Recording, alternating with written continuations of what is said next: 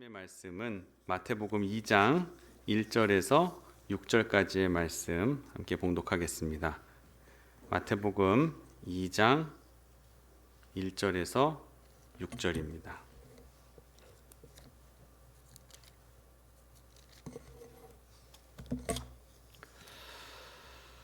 (6절까지) 저와 함께 한 목소리로 봉독하겠습니다.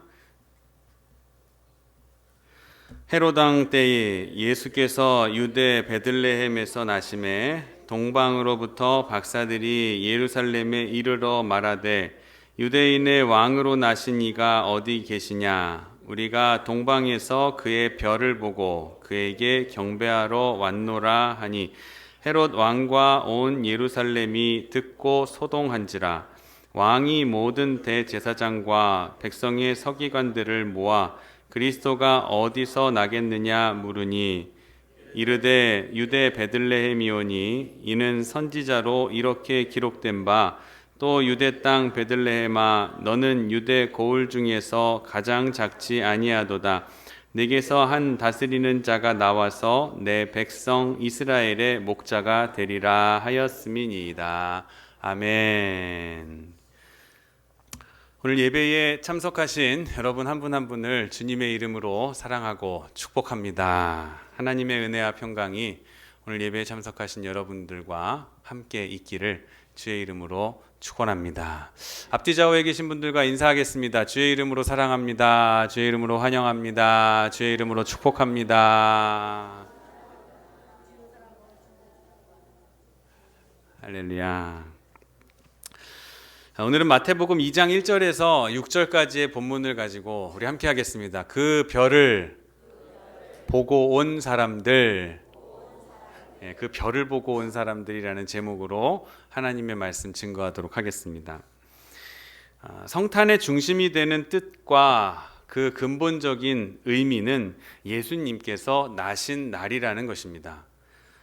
예수 그리스도의 나심, 여기에 초점이 맞추어져서 성탄을 우리는 맞이해야 됩니다. 2000년 전으로 우리가 돌아가 생각해 볼 것은 주님의 오심은 어떠한 상황이었는지, 또 그 예수님의 오심의 사건들은 무엇을 말하고 있는지, 그리고 예수님이 오심에 있어서 많은 사건들이 있었는데 그 사건들을 통해서 우리에게 성경은 무엇을 설명하고 있는지를 우리가 깊이 헤아려 볼 수 있어야 됩니다.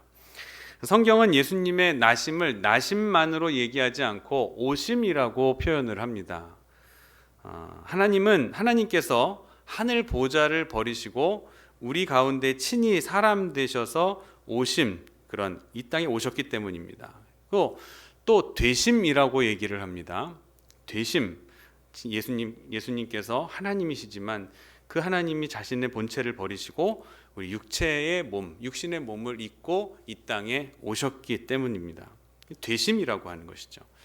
그렇게 우리 가운데 오셔서 우리의 처지를 체휼하시면서 우리를 만나 주신 사건입니다.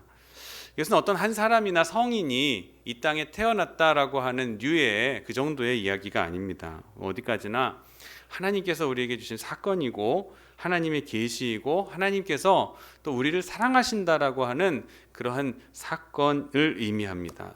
높은 보좌에 계시는 하나님께 우리가 올라가야 만날 수 있는 것이 아니라 하나님께서 우리를 사랑하셔서 이 땅에 내려오셨다는 데에 큰 의미가 담겨져 있는 것입니다. 이것은 역사적 사건입니다. 관념적이거나 추상적이거나 어떤 그 전설이나 아니면 어떤 신화적 일이 아닙니다. 예수님이 이 땅에 오신 것은 역사적인 사건입니다.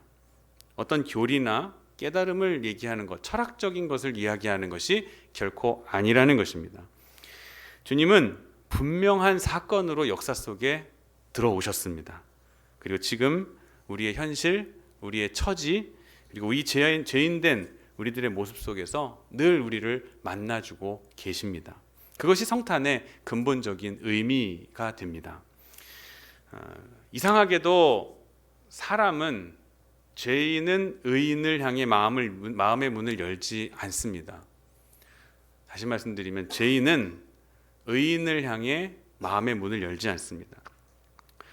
예를 들면 성공한 사람이 실패한 사람을 만나서 위로해주고 따뜻한 말을 건네주고 싶어도 그것이 진정한 위로가 되지를 않습니다. 병든 사람은 건강한 사람의 위로를 그렇게 달가워하지 않습니다. 병든 사람은 나와 같이 병든 사람, 또 나보다 훨씬 더 아픈 사람의 위로를 더 잘 받아들이며 그것을 위로를 경험합니다.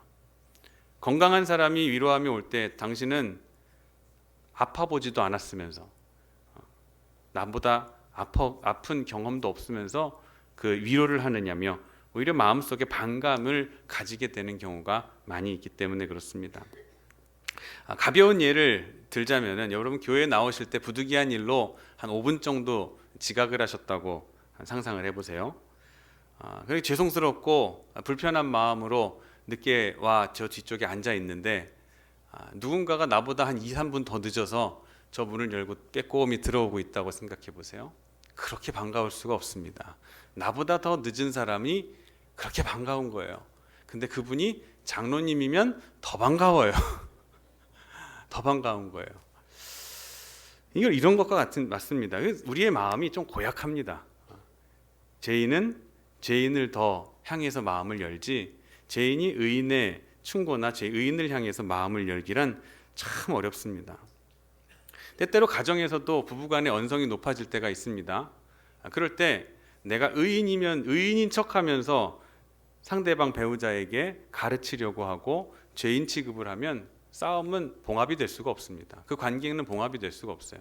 죄인의 입장에서 내가 더 당신보다 못한 입장에서 상대방에게 나아가고 엎드려야 부부의 관계도 더 돈독해지고 그 싸움과 다툼이 점차 누그러지게 되는 그 감정이 누그러지는 것을 경험해 볼 수가 있는 거예요. 그래서 다툴 때는 절대로 내가 좀 더 너보다 내가 낫다라는 식의 자세로 나아가면 결코 관계 회복에 도움이 될 수가 없습니다. 내가 당신보다 또는 당신보다도 당신만큼 당신보다 더 못한 죄인의 모습으로 엎드리며 나아가야 그런 저자세로 나아가야 관계가 회복되는 것입니다. 이 원리는 하늘에까지 도달을 합니다. 하늘에도 우리의 신앙에도 원리에도 적용이 됩니다. 하나님께서 죄인을 만나고 저 죄인을 구원함에 있어서 하나님께서도 하나님의 위치에 그냥 계신 것이 아니라 의로움의 위치에 거룩함의 위치에 계신 것이 아니라 하나님께서 죄인의 위치로 내려가지 않고서는 이 인간에 대한 구원이 결코 이루어질 수 없다는 것을 아시고 성육신을 하셔서 우리 가운데 오신 사건이 바로 성탄이라는 거예요. 하나님께서 육체를 입으시고 이 땅에 오십니다. 사람의 모습으로 우리와 똑같은 모습으로 죄인의 모습으로 고난을 당하는 자 중에서도 가장 억울한 고난을 당하는 모습으로 이 땅에 예수님께서 오셔서 그 현장에서 우리를 사랑하신 것이에요. 그 사건 자체가 바로 사랑이며 구원이고 생명이라는 것을 우리는 꼭 기억해야 합니다. 특별히 성탄의 이야기를 중심으로 오늘 본문의 말씀을 살펴보면 몇 가지로 우리에게 시사하며 또 교훈을 주는 내용이 담겨져 있습니다. 대림절 첫째 주를 맞는 우리가 이 성탄의 말씀을 통해서 함께 깨닫는 복된 시간 갖기를 원합니다. 먼저 1절 말씀을 보면은 헤롯 왕 때에 함께 읽겠습니다. 예수께서 유대 베들레헴에 나심에 동방으로부터 박사들이 예루살렘에 이르러 말하되. 자, 누가 왔다 합니까? 동방으로부터 박사들이 왔습니다. 왜 하필이면 박사들이었을까요? 왜 동방 박사들이었을까? 이것에도 의미가 있습니다. 바로 예수님의 나심은 우주적 사건이라는 것을 말해주고 있는 거예요. 어느 나사렛이라는 한 동네에 국한된 베들레헴이라는 조그만 동네에 그 지역을 다스릴 정치적 왕이 태어났다라는 그 정도의 의미가 아니라 한 동방으로부터 별을 보면서 그 하늘의 징조를 보며 땅의 일들을 해석해가는 그러한 동방의 박사들이 찾아와 예수님께 경배했다라는 거예요. 그리고 그 매개체도 별이에요, 별.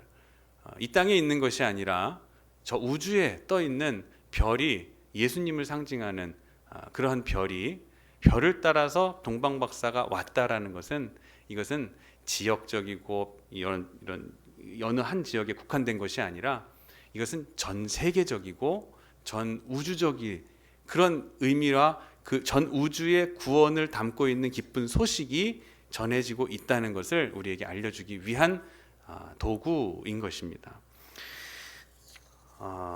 정치나 인종이나 문화나 제도를 다 초월해서 높은 그 초월한 왕이 우리에게 오신다는 것을 말씀해 줍니다. 이것이 크리스마스의 사건에서 가장 중요하게 다루어지고 있는 문제입니다. 예수님의 나심에 우주적 별들도 막 동원되며 지구촌 어느 구석에서 일어난 사건이 아니라 우주적 사건이고 구원의 역사로 이어진 사건이라는 것을 여기에서 증거하고 싶어 하는 거예요.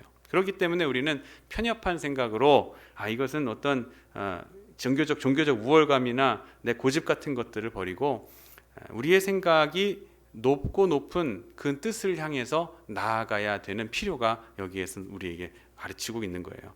그래서 그리고 하나님의 세계에서 이 성탄의 의미를 우리가 수용해야 된다라고 하는 것을 동방박사의 경배를 통해서 우리에게 알려주고 있는 것입니다. 두 번째는 이 성탄절의 사건, 성탄의 사건이 우리에게 보여주는 것은 예수님이 오심으로 말미암아 그때부터 고난과 핍박이 시작됐다라는 것입니다. 이건 무슨 뜻이냐면은 이 사랑에 있어서는 사랑에 관한 사건이 있어서는 핍박 없이 이루어지지는 않는다라는 거예요. 다시 말하면 사랑은 희생이 있어야 되고 자기 손해가 있어야 이룰 수 있는 것이라는 거죠. 예수님은 이 선한 일을 이루심에 있어서 시작부터 고난을 겪으셨습니다. 선한 일, 아름다운 일은 언제나 환영받아야 됩니다. 그리고 모든 사람의 기쁨이 되어야 됩니다. 그런데 존경받고 칭찬받아야 될 마땅한 사실인데 이 선한 일이 날마다 일반적으로 그렇지는 않아요. 엄청난 핍박을 통해서 엄청난 고난을 통해서 그 사랑의 의미가 빛을 발하는 경우가 더 훨씬 많다는 거예요.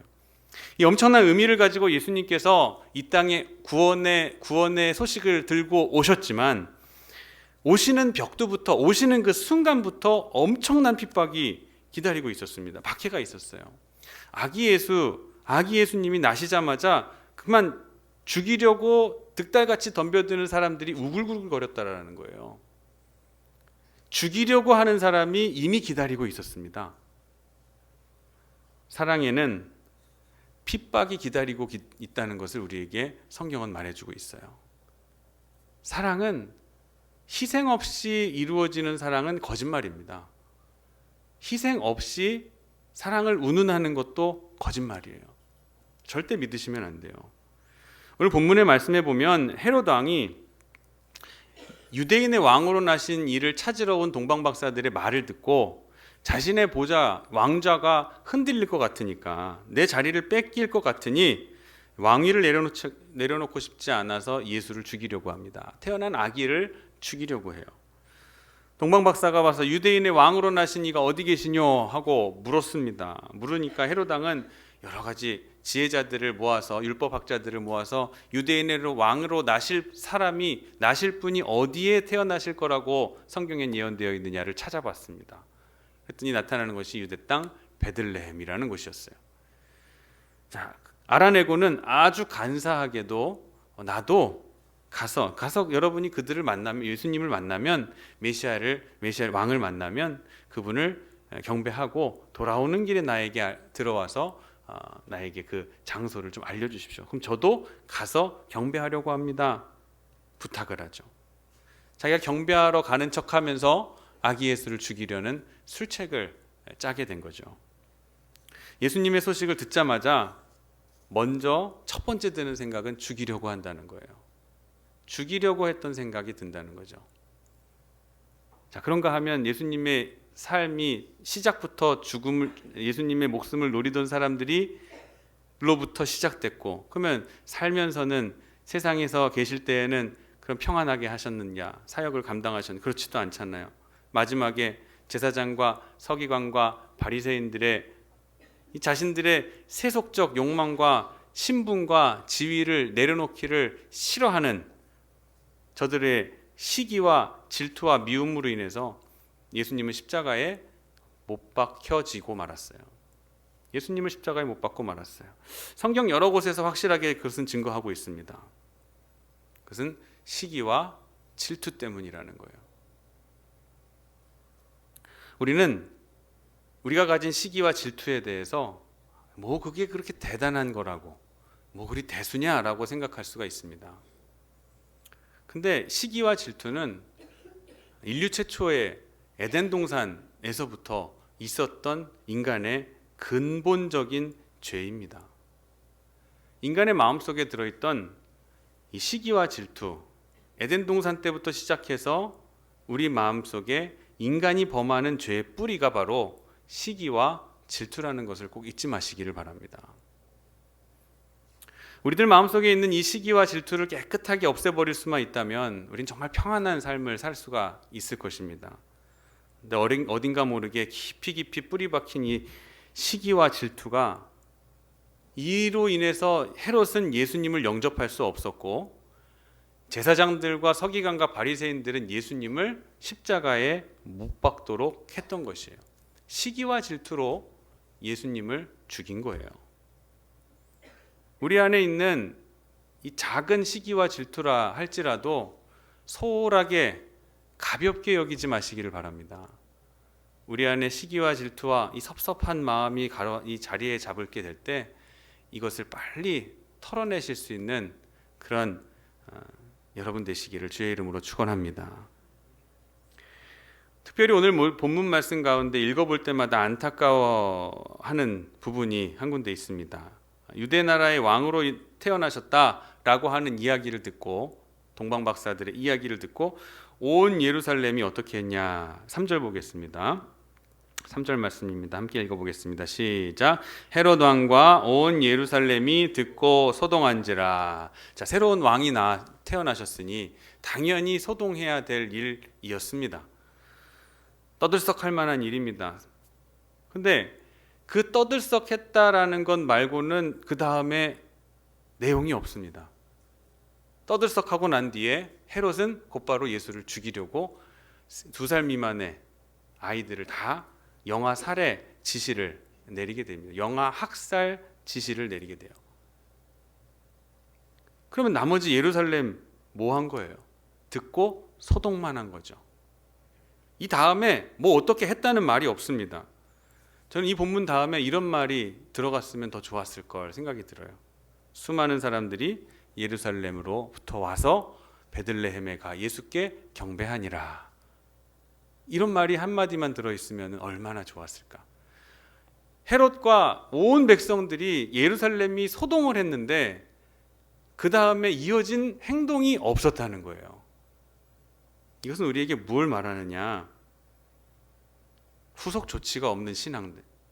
말씀을 듣고 아 좋다, 아 감동이다 라고 생각은 했는데 나의 삶에 말씀이 적용되지 않는 삶을 사는 것. 말씀이 나를 지배하지 못하는 그 정도의 능력밖에 안 되는 말씀으로 치부하면서 살아가는 우리들의 모습을 꼬집는 말씀입니다. 여러분이 우리가 소동하고 있는 예루살렘의 모습 정도밖에 안 될 수도 있다는 거예요. 소동하고 나면 예수님께 가서 경배해야죠. 소동했으면 이제 말씀대로 살기를 작정하고 내 안에 계신 예수님을 바라보면서 늘 예수님과 함께 동행하는 삶을 살아야죠. 그게 성도고 크리스찬 아니겠습니까? 근데 소동한 걸로 끝나버리는 신앙. 이것은 우리 현대를 살아가는 우리 성도들에게 정말 신앙을 꼬집는, 우리들의 아픈 부분을 찌르는 말씀이 아닌가 그렇게 생각합니다. 왜 우리가 세상 사람들에게 이렇게 비난을 받고 교회 다니고 또 교회 신앙생활하는 모습을 보면서 왜 이렇게 우리가 비난받고 고통받아야 되는가, 손가락질을 받는가? 말씀대로 우리의 삶을 살아내지 못하기 때문입니다. 예배를 드리고 나가도 똑같이 시기하고 똑같이 미워하고 똑같이 질투하고 똑같이 사랑 없는 우리들의 모습을 보면서 세상은 야, 교회 다니는 사람들이 다른 점이 뭔가. 예수님께서는 요한복음 13장 5절에 말씀하셨어요. 너희 착한 행실, 너희가 서로 사랑하라. 그러면 너희가 내 제자인 줄을 세상에 알리라 그러셨어요. 우리가 서로 사랑하는 모습을 세상에 보이면 세상은 우리가 하나님의 예수님의 제자인 줄을 알게 된다라는 거예요. 우리의 평생의 목적이 뭡니까? 인생의 목적, 예수님의 제자가 되는 거예요. 예수님을 따라가는 거예요. 예수님을 따라가려면 어떻게 해야 된다 그래요? 서로 사랑하라. 이 말씀을 지켜야 우리가 예수님의 제자임을 세상이 안다는 것입니다.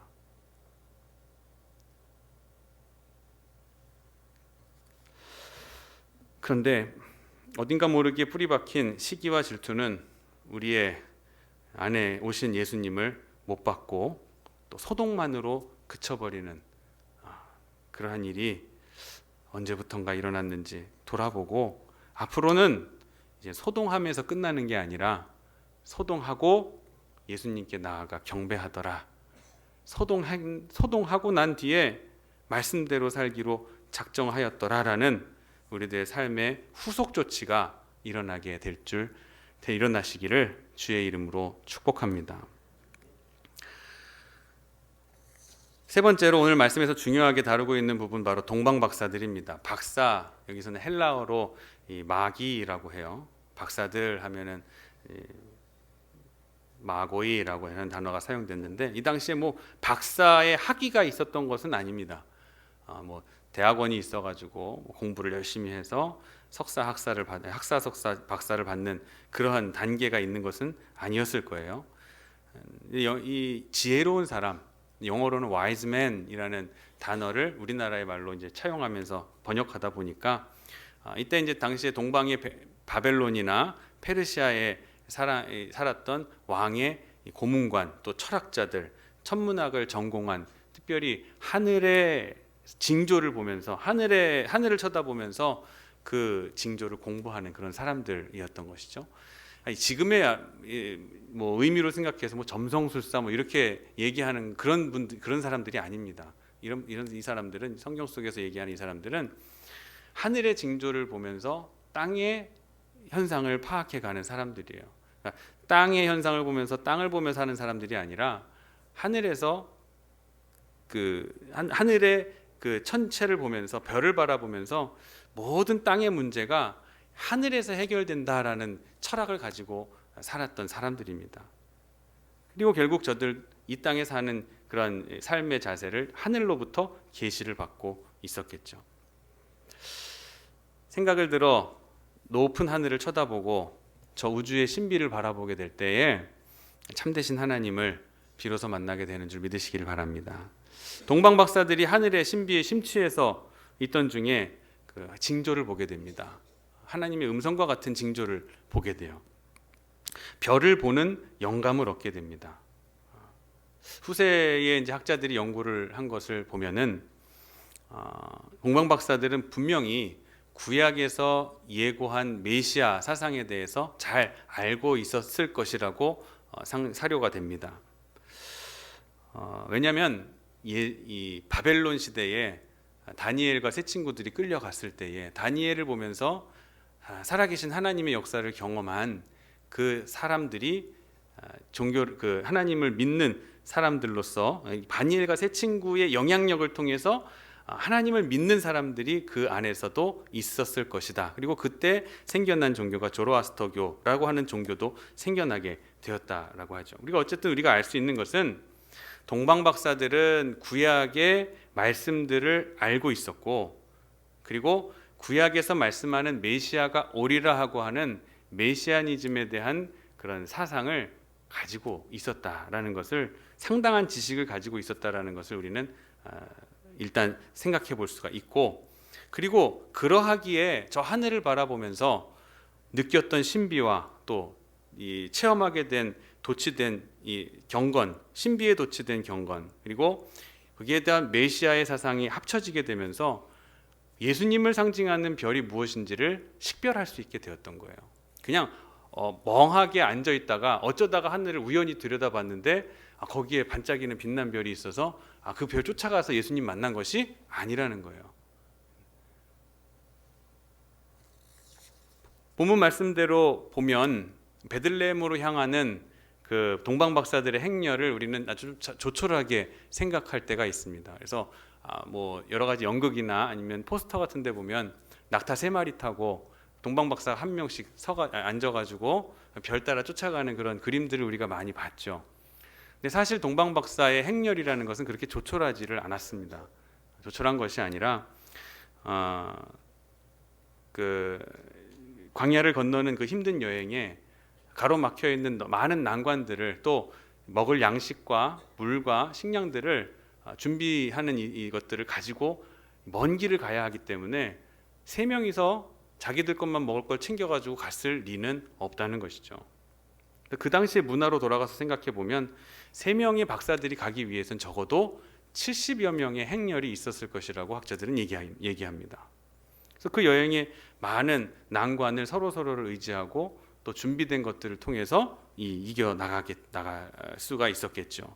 그러니까 결코 한두 사람이 갈 수 있었던 길이 아니라는 것이죠. 낮에는 쉬고 밤에는 가고, 그러려면은 각종 들짐승들과 도적대들에게 저항하고 대항할 수 있는 그러한 힘이 있어야 된다라는 거죠. 그래서 가야 됩니다. 그리고 밤에 걸어가야죠. 왜? 별이 밤에 뜨잖아요. 낮에는 걸어갈 수가 없습니다. 밤에 이동을 해야 되는 그런 특성상 아마도 많은 준비자들이 필요했을 거다.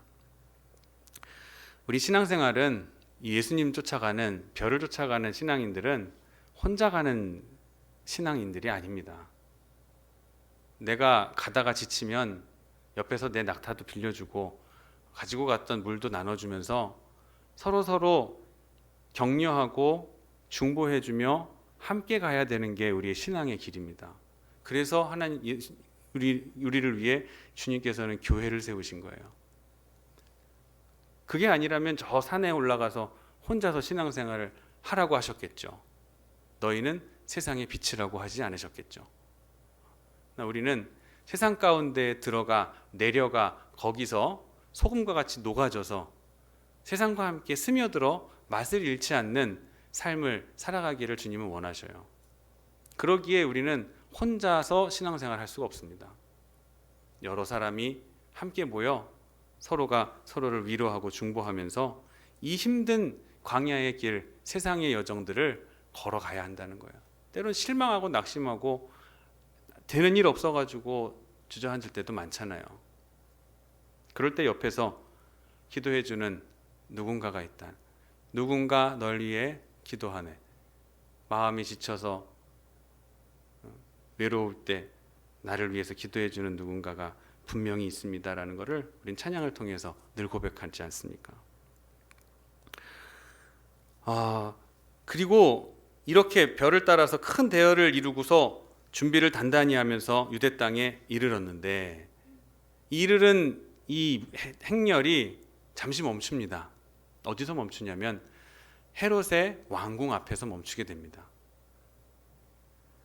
별만 보고서 별만 따라갔다면은 좋았을 텐데 왜 하필 예루살렘에 머물렀을까? 여기에 자극받은 헤롯 왕이 증오심을 갖게 되고 예수의 탄생을 알게 되고 전체가 소동하는 문제가 생겨나게 됐습니다.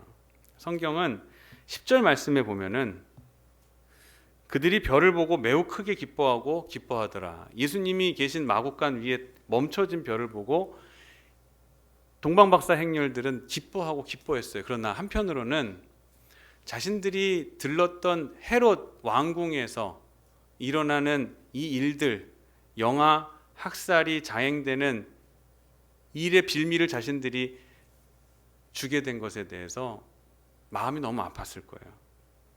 그래서 크게 기뻐하고 기뻐하였더라. 그 뒤에 아마 그랬을 거예요. 기뻐하였지만 후회하였더라. 왜? 헤롯 왕궁에 들른 것을 저들은 후회했을 거예요. 이럴 줄 알았다면 예루살렘에 가지 말걸, 헤롯 왕궁에 들어가지 말걸. 그렇지 않습니까? 별만 봤으면 별만 보고 쫓아가야지, 옆에 화려한 왕궁이 있고 좋은 음악이 있고 좋은 음식이 있고 이런 곳이라고 해서 곁눈질하면서 거기 들어갔다가는 그것이 나의 그런 모습 때문에 예수님이 자칫 돌아가실 수도 있었다는 거예요.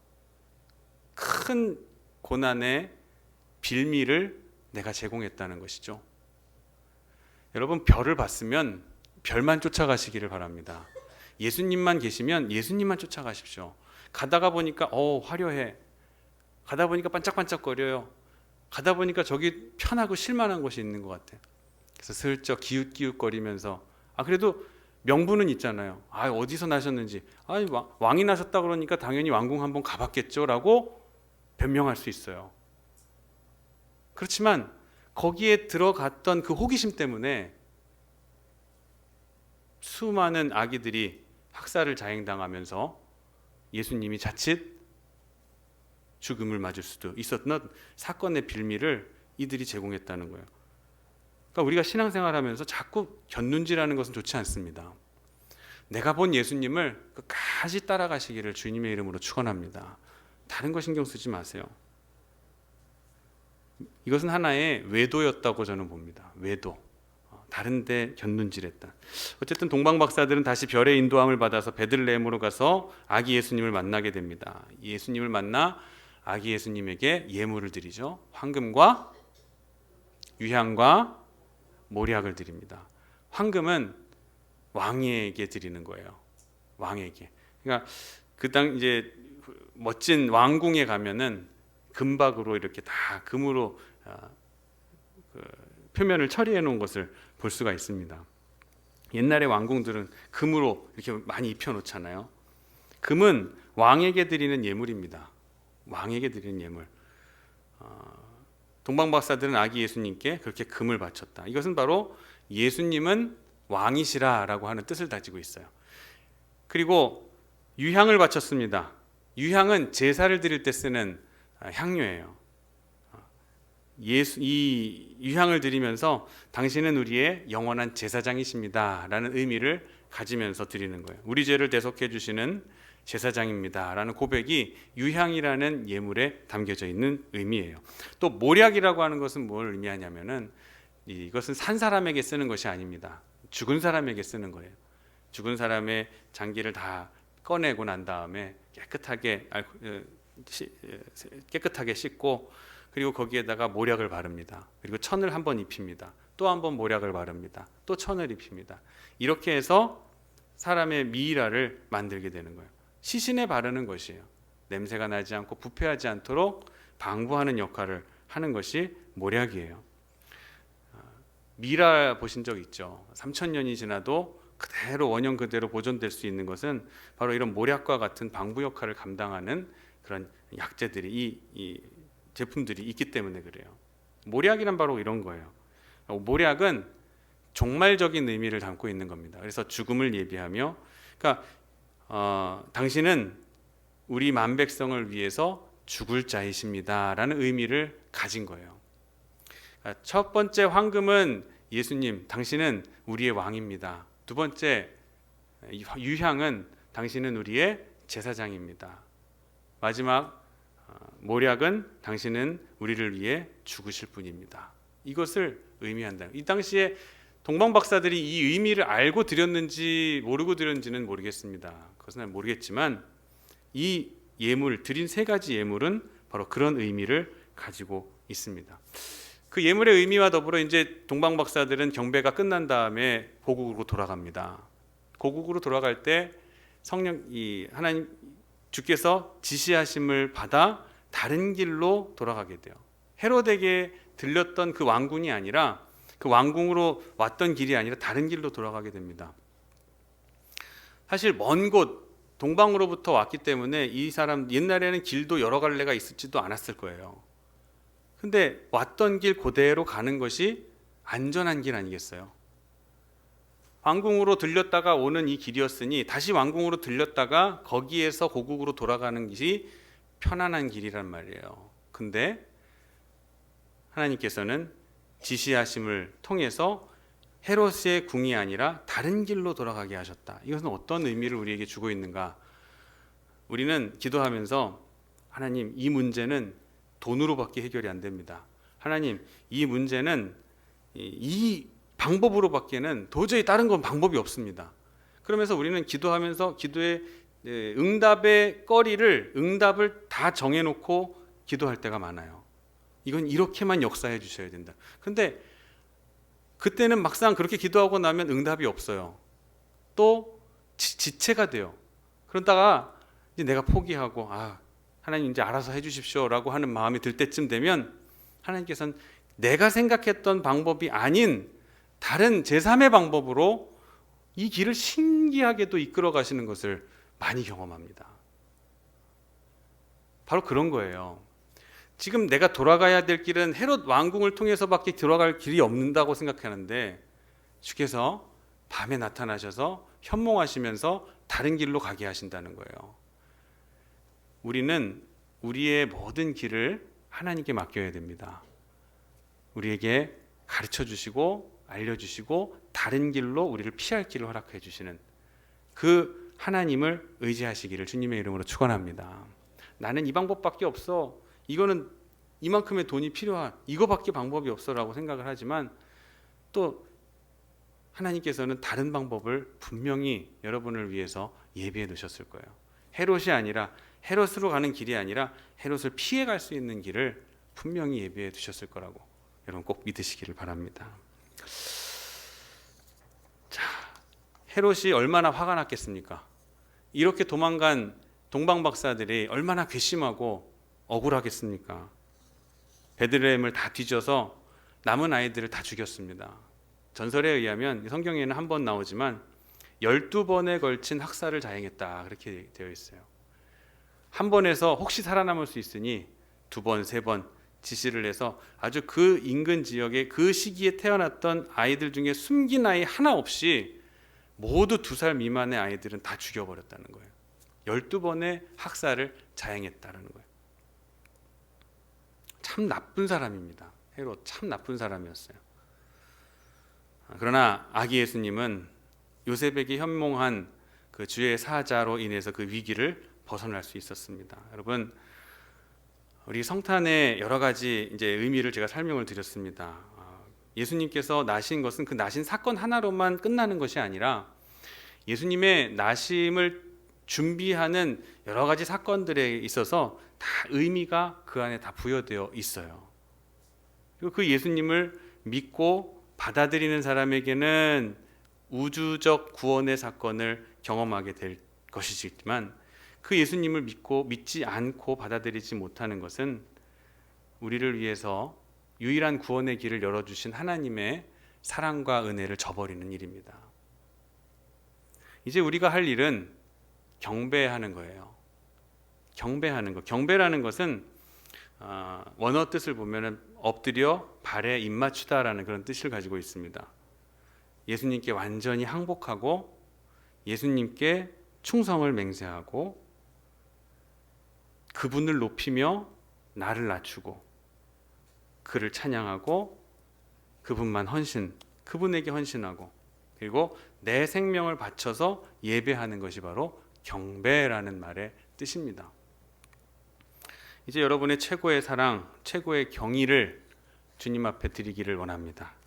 우리의 최고의 사랑, 최고의 경의를 다시 한번 모아서 주님께 경배를 드릴 수 있는, 나신 주님을 기다리며 그런 마음가짐을 가지고 이 한 달을 살아갈 수 있는 저와 여러분 되기를 원합니다. 온전한 경배, 이로 인해서 하늘의 영광과 땅의 평화가, 이 땅의 평화가 여러분에게 임하기를 주의 이름으로 축원합니다. 기도하겠습니다.